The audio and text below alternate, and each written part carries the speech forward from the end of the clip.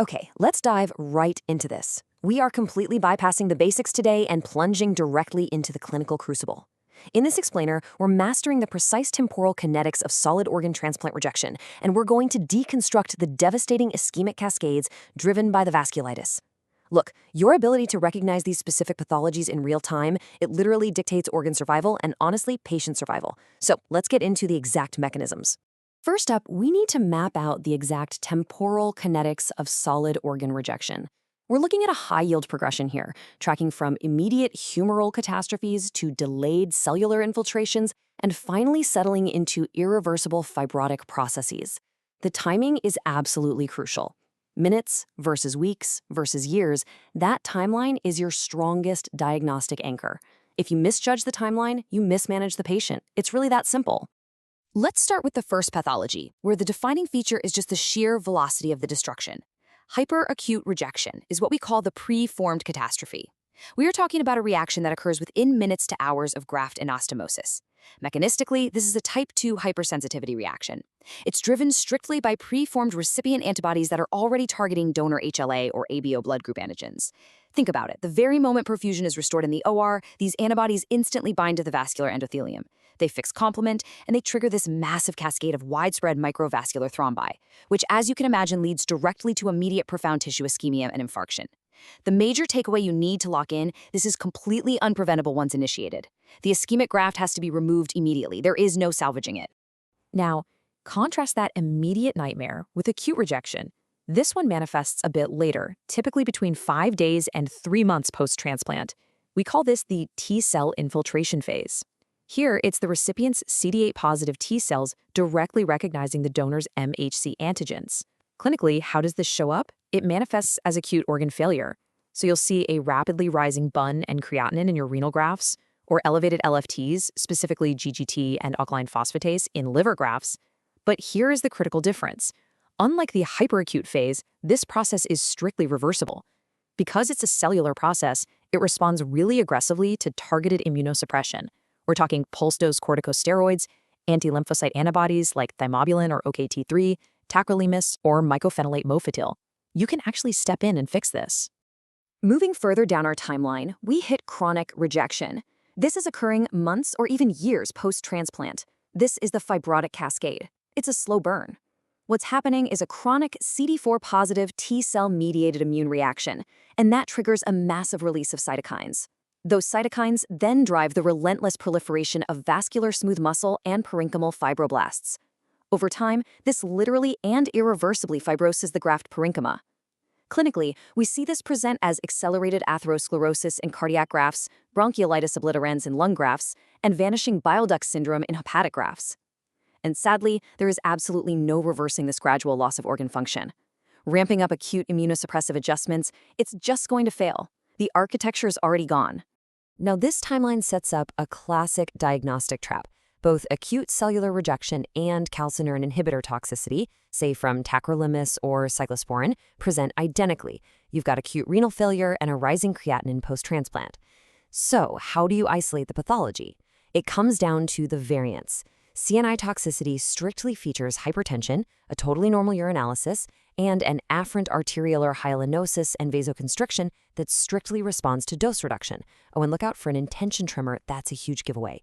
Acute rejection, on the other hand, is going to feature systemic inflammatory signs. You'll see fever, distinct graft tenderness, and profound lymphocyte infiltration if you were to actually biopsy the organ. Okay, let's lock this in with a highly difficult third-order clinical vignette. Picture a patient who is exactly 3 weeks post-renal transplant. They present to you with a sharply rising creatinine, a documented fever, and distinct graft tenderness on palpation. You need to definitively identify the precise underlying mechanism of their current pathology. We have to differentiate an acute cellular process from an antibody-mediated or a toxic process, right now. Evaluate this option matrix strictly. Are we looking at A, preformed antibodies against donor HLA? B, a host T-cell-mediated immune response?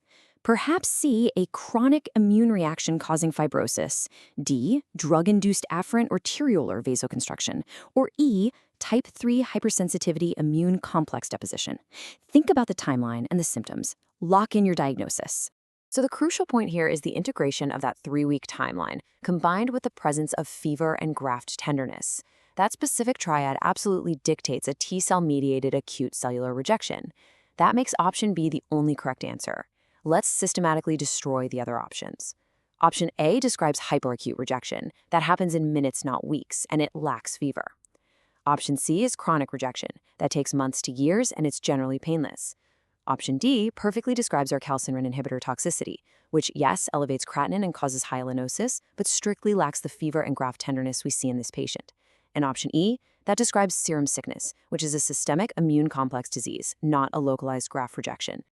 Module 2, the vasculitis and ischemic cascades. We're shifting gears to an absolutely massive threat to end organ viability. We have to strictly differentiate these large and medium vessel pathologies based on their devastating endpoints. We begin with the highest stakes presentation of them all, giant cell or temporal arteritis. This is a large vessel granulomatous inflammation that almost exclusively targets older adults, typically over 50, peaking around age 75. It aggressively hunts down the extracranial branches of the carotid artery. The classic presentation: a subacute unilateral temporal headache, jaw claudication, and a markedly elevated erythrocyte sedimentation rate, or ESR. Now here is the absolute clinical mandate. Time is of the essence. High-dose systemic glucocorticoids must be initiated immediately upon suspicion. You absolutely cannot, I repeat cannot, delay empirical therapy just to obtain your confirmatory temporal artery biopsy. Why? Because the ischemic endpoint here is permanent anterior ischemic optic neuropathy. The second that vascular occlusion occurs, blindness is irreversible. Now contrast that with Takayasu arteritis, historically known as pulseless disease. This is also a large vessel granulomatous inflammation, but with a strict, completely different demographic predilection. We're looking at young Asian females, generally under the age of 40. Pathologically, it uniquely targets the intrathoracic large arteries, specifically the aortic arch and its proximal branches, like the subclavian arteries. The chronic granulomatous thickening leads to severe stenosis. So clinically, this manifests as upper extremity claudication during exertion, absent radial pulses, and this strict diagnostic hallmark, a blood pressure discrepancy of greater than 10 millimeters of mercury between the left and right arms. Moving down to the medium vessel pathologies, we hit polyarteritis nodosa, or PAN. This is a transmural necrotizing inflammation that drives relentless fibrinoid necrosis right through the vessel wall. You absolutely must memorize its strict exclusions and its targets. Ready? PAN completely spares the pulmonary circulation. It literally never hits the lungs, but it ruthlessly ravages the renal and mesenteric vessels. It also carries a very heavy clinical association with hepatitis B infection. Mechanistically, because the inflammation weakens the vessel walls in these random segments, it forms characteristic saccular microaneurysms. If you order an angiogram, this presents as that classic pathognomonic string of pearls appearance. And this brilliantly illustrates another highly tested diagnostic trap.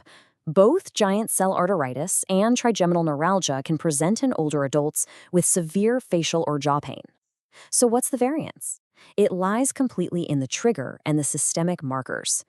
GCA pain is an ischemic claudication, meaning it strictly occurs during prolonged chewing as the muscle demands more oxygen, and it's accompanied by systemic inflammation, so you'll see a vastly elevated ESR. Trigeminal neuralgia, however, is a neuropathic pain. It presents as brief, intense, electric shock-like spasms triggered instantly by light touch, temperature changes, or even just cold wind hitting the face. Plus, the ESR will be completely normal. Let's test this under pressure with a high-stakes ophthalmic threat vignette. You have a 72-year-old female presenting to the ED. She has severe right-sided head pain, escalating jaw pain that kicked in specifically after chewing her steak for 5 minutes, and an episode of transient monocular blindness, also known as amaurosis feebax. You have to manage this patient right now. What is the immediate next step? Here are your distinct diagnostic and therapeutic options. A. Obtain a temporal artery biopsy. B. Administer IV methylprednisolone. C. Prescribe oral carbamazepine. D. Order a non-contrast head CT. E. Perform carotid ultrasound. Prioritize your management. What is the absolute most important next step? The only acceptable answer here, and I mean the only one, is B, administer IV methylprednisolone. Look, this patient is exhibiting classic, screaming signs of giant cell arteritis with impending ischemic optic neuropathy. High-dose pulse steroids halt the inflammatory cascade and prevent permanent blindness, period. Option A, the biopsy, Yes, it's the gold standard for confirmation, but it takes days to schedule and process. Delaying treatment to get that biopsy is a catastrophic clinical error that will cost the patient their vision.